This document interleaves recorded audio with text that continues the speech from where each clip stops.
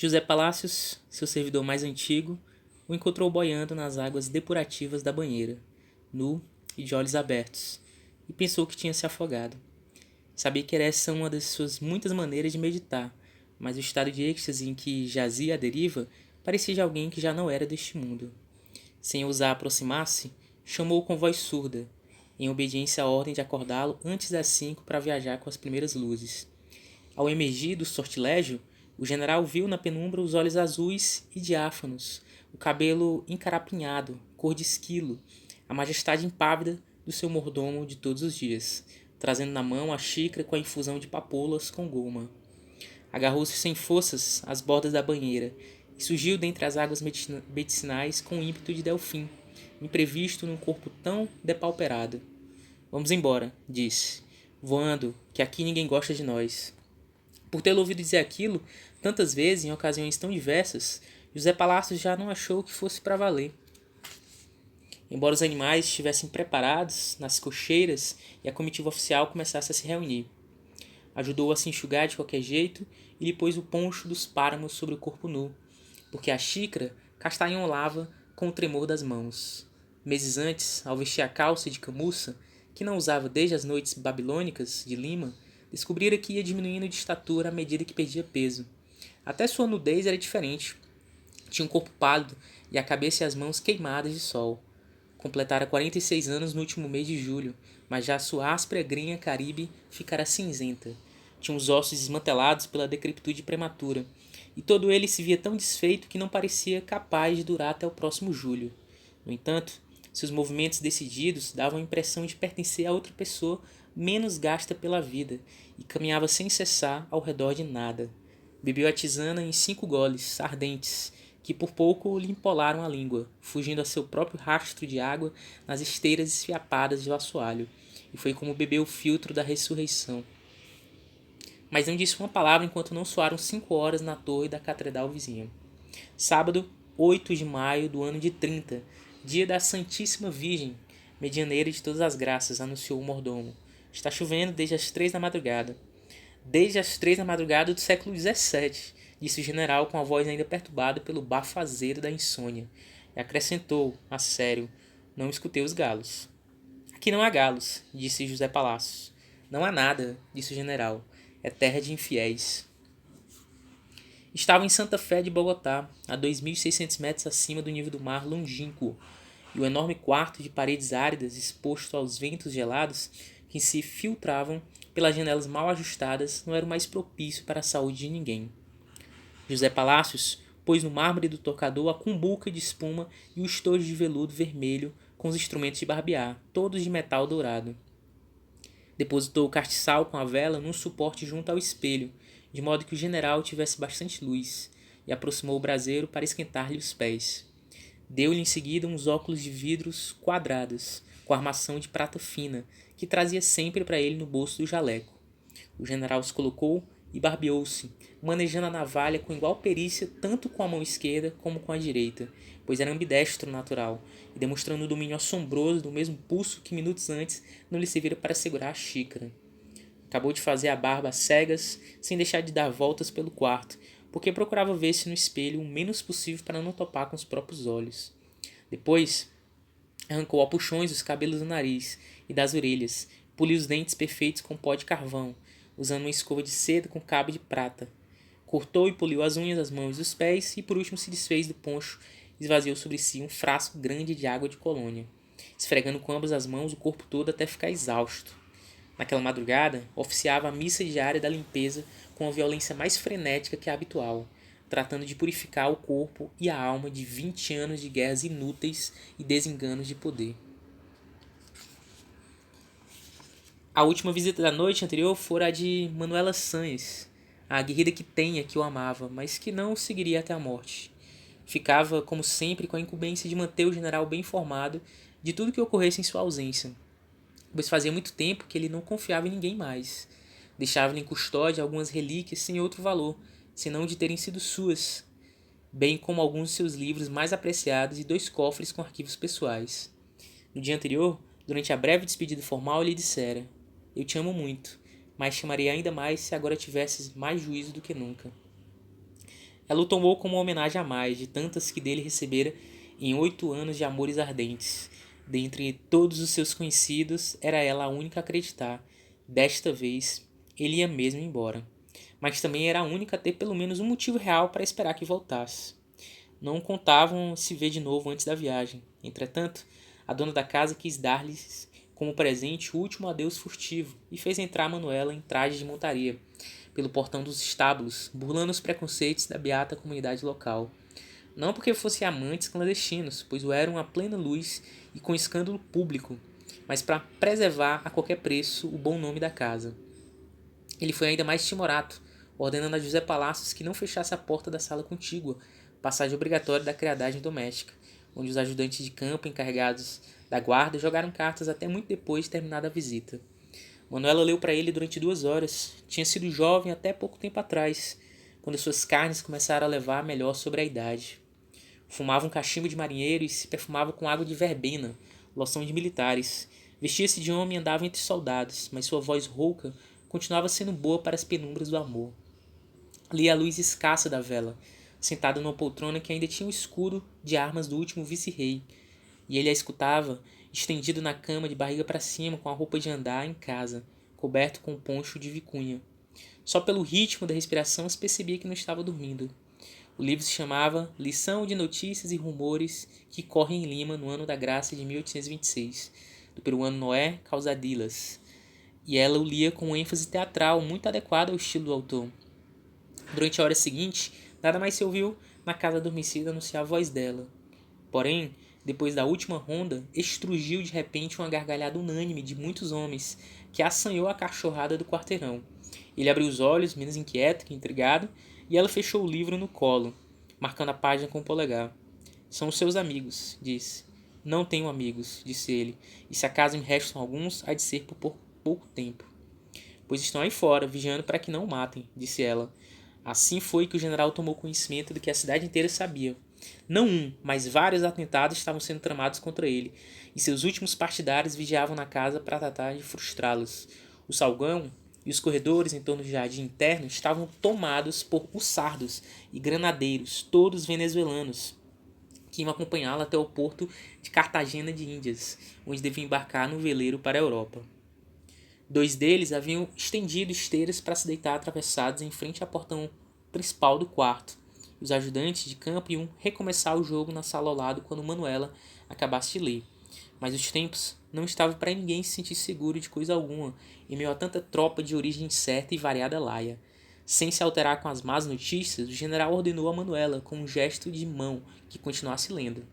Sempre encarara a morte como um risco profissional sem remédio. Tinha feito todas as suas guerras na linha de perigo, sem sofrer um arranhão, e movia-se em meio ao fogo contrário com uma serenidade tão insensata que até seus oficiais se conformaram com a explicação fácil de que se julgava invulnerável. Saíra ileso de todos os atentados contra ele urdidos, e em vários salvou a vida por não estar dormindo em sua cama. Andava sem escolta, comia e bebia sem nenhum cuidado com o que lhe ofereciam por onde andasse. Somente Manuela sabia que seu desinteresse não era inconsciência nem fatalismo, mas melancólica certeza de que havia de morrer na cama, pobre e nu, e sem o consolo da gratidão pública. A única mudança digna de nota que fez nos ritos da insônia, naquela noite de véspera, foi não tomar o banho quente antes de se meter na cama. José Palacios o preparara desde cedo, com água de folhas medicinais para retemperar o corpo e facilitar a expectoração, e o manteve em boa temperatura para quando ele o quisesse tomar. Mas não quis. Engoliu 2 pílulas laxativas para a prisão de ventre habitual e se dispôs a cochilar o arrulho dos mexericos galantes de Lima. De súbito, sem causa aparente, foi acometido por um acesso de tosse que pareceu estremecer as vigas da casa. Os oficiais que jogavam na sala vizinha ficaram em suspenso. Um deles, o irlandês Belfort Hinton Wilson, assomou ao quarto para ver se o necessitavam, e viu o general atravessado na cama de bruços, como que vomitando as entranhas. Manuela segurava-lhe a cabeça sobre a bacia.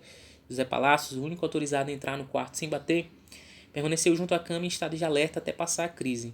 Então o general respirou fundo, os olhos cheios de lágrimas, e apontou para o toucador. É por causa dessas flores de panteão, disse. Como sempre, pois sempre encontrava algum culpado imprevisto de suas desgraças. Manuela, que o conhecia melhor do que ninguém, fez sinal a José Palacios para levar embora o vaso de flores, com os nardos murchos da manhã.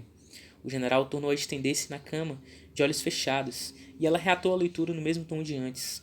Só quando lhe pareceu que ele havia adormecido, pôs o livro na mesa de cabeceira, deu-lhe um beijo na testa abrasada pela febre e sussurrou para José Palácio que a partir das 6 da manhã estaria para uma última despedida no sítio de Quatro Esquinas, onde principiava a estrada real de Ronda. Embuçou-se com a capa de campanha e saiu do quarto na ponta dos pés. Então o general abriu os olhos e falou com voz débil a José Palácio: diga a Wilson que a acompanhe até em casa. A ordem foi cumprida contra a vontade de Manuela, que, sozinha, se acreditava mais bem acompanhada do que com um piquete de lanceiros.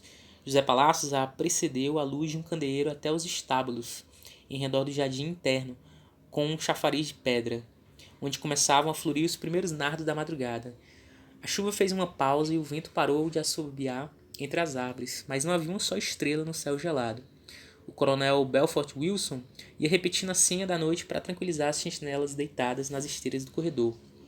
Ao passar diante da janela da sala principal, José Palácios viu o dono da casa servindo café ao grupo de amigos, militares e civis, que se preparavam para velar até o momento da partida. Quando voltou ao quarto, encontrou o general entregue ao delírio, ouviu dizer frases escosidas que cabiam numa só, ninguém entendeu nada. O corpo ardia na fogueira da febre e soltava umas ventosidades pedregosas e fétidas. O próprio general não saberia dizer no dia seguinte se falava dormindo ou delirava acordado. Nem poderia lembrar. Era o que chamava minhas crises de demência, que já não alarmavam ninguém, pois havia mais de 4 anos que delas padecia, sem que nenhum médico arriscasse uma explicação científica. E no dia seguinte viam-no ressurgir das cinzas com a razão intacta. José Palácios embrulhou-o no cobertor, deixou o candeeiro aceso no mármore do tocador e saiu do quarto sem fechar a porta, para continuar vigiando na sala ao lado. Sabia que ele se restabeleceria a qualquer hora da manhã e se meteria nas águas plácidas da banheira, procurando restaurar as forças devastadas pelo horror dos pesadelos. Era o final de um dia fragoroso. Uma guarnição de 789 ossados se sublevara, a pretexto de reclamar o pagamento de 3 meses de soldos atrasados.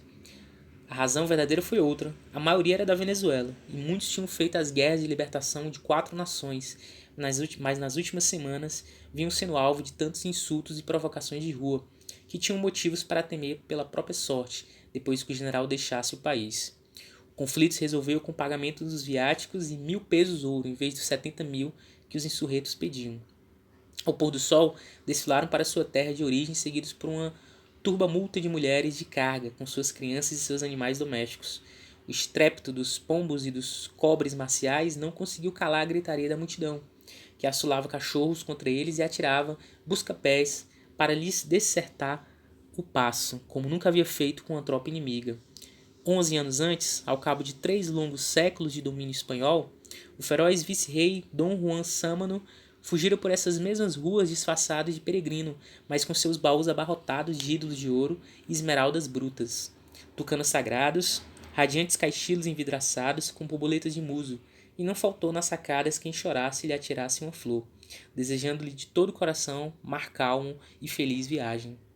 O general participara em segredo da negociação do conflito, sem arredar pé da casa que lhe havia sido cedida, a do ministro da Guerra e Marinha, e afinal mandou junto com a tropa rebelde o general José Laurêncio Silva, seu sobrinho por afinidade e ajudante de grande confiança, com o penhor de que não haveria novos distúrbios até a fronteira venezuelana. Não viu o desfile sob sua sacada, mas ouviu os clarins e os tambores, e o barulho do povo amontoado na rua, cujos gritos não chegou a entender. Deu-lhes tão pouca importância que não parou de rever com os secretários a correspondência atrasada. Editou uma carta para o grande marechal Dom Andrés de Santa Cruz, presidente da Bolívia, na qual anunciava sua retirada do poder, sem no entanto mostrar-se muito certo da viagem para o exterior. Não escreverei mais nenhuma carta no que me resta de vida, disse ao terminá-la. Mais tarde, enquanto suava a febre da sexta, penetraram-lhe no sono os clamores de tumultos distantes, e despertou sobressaltado com um chorrilho de petardos, que tanto podiam ser de rebeldes como de pirotécnicos. Mas quando perguntou, responderam que era a festa. Apenas isto. É a festa, meu general. Sem que ninguém, nem José Palácio, ousasse explicar que festa seria. Só quando Manuela contou, na visita da noite, é que soube que era gente de seus inimigos políticos, do partido demagogo, como dizia, que andava pela rua a excitar contra ele as corporações de artesãos, com a complacência da força pública. Era sexta-feira, dia de mercado, o que facilitou a desordem na praça principal. Uma chuva mais forte que a costumeira, com relâmpagos e trovões, dispersou os amotinados ao anoitecer. Mas um mal estava feito. Os estudantes do Colégio São Bartolomeu haviam tomado de assalto as dependências da Corte Suprema de Justiça para forçar um julgamento público do general, rasgando a baioneta e atirando pela sacada um retrato seu, de tamanho natural, pintado a óleo por um ex-oficial do Exército Libertador. As turbas, embriagadas de xixa, tinham saqueado as lojas da Cali Real e as cantinas dos subúrbios não fechadas a tempo, e fuzilaram na praça principal um general feito de almofadas de serragem, que não precisava da casaca azul com botões de ouro para todo mundo reconhecer. Acusavam-no de ser o promotor oculto da desobediência militar, numa tentativa tardia de recuperar o poder que o Congresso lhe retirara em votação unânime, depois de 12 anos de exercício ininterrupto. Acusavam-no de querer a presidência vitalícia para deixar em seu lugar um príncipe europeu. Acusavam-no de estar dissimulando uma viagem ao exterior, quando na realidade ia para a fronteira da Venezuela, de onde planejava regressar para tomar o poder à frente de tropas insurretas. As paredes públicas estavam forradas de papeluchas, nome popular dado aos pasquins e injúrias que se imprimiam contra ele. Seus partidários mais notórios permaneceram escondidos em casas alheias até os ânimos se apaziguarem. A imprensa fiel ao general Francisco de Paula Santander, seu principal inimigo, tinha divulgado os rumores de que sua enfermidade incerta, apregoada com tanto estardalhaço, bem como os alardes excessivos sobre sua partida, eram simples ardis políticos para lhe pedirem que ficasse. Nessa noite, enquanto Manuela Sanches lhe narrava os pormenores do dia tempestuoso, os soldados do presidente interino se dedicavam a apagar na parede do palácio arquiepiscopal uma inscrição a carvão: "Não vai nem morre". O general suspirou. "Muito mal devem andar as coisas", disse. "E eu pior que as coisas. Para tudo isso acontecer a um quarteirão daqui e me fazerem acreditar que era uma festa." Mais uma leitura de livros aí. Hoje lendo O General em Seu Labirinto aí do Gabriel Garcia Marques. Esse ótimo romancista colombiano, salvo engano. Se você ficou até o final, não esqueça seu like. Dê uma maratona das playlists de leitura de livros. Se inscreva no canal, ative as notificações. Dê uma passeada por outros playlists. Prove que ficou até o final. Deixe aí no final a palavra Bolívar. Esse livro é sobre o Libertador. Até mais.